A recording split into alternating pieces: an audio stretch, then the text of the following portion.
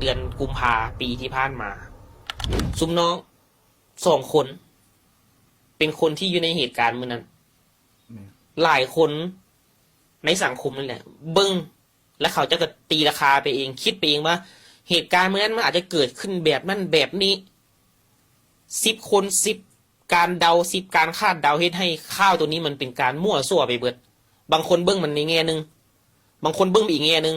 10 คนก็เบิ้ง10 แง่สินะมื้อนี้อยากให้น้อง2 คนนี้อธิบายแล้วก็เว้าว่าเกี่ยวกับเหตุการณ์ในมื้อนั้นเท่าที่มันอยู่ในตาของสุน้องเท่าที่มันอยู่ในสมองของสุน้องจดจำภาพทุกอย่างในมื้อนั้นให้สังคมเนี่ยครับรู้กันว่า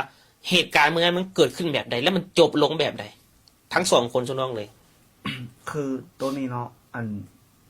คือกรมมันก็เคยเราไปหอบนึงเนาะแต่ว่าคือน้องก็ยอมรับว่าบ่เคยเราไอ้ยังบ่เคยเราออกซื้อจากบาทกัน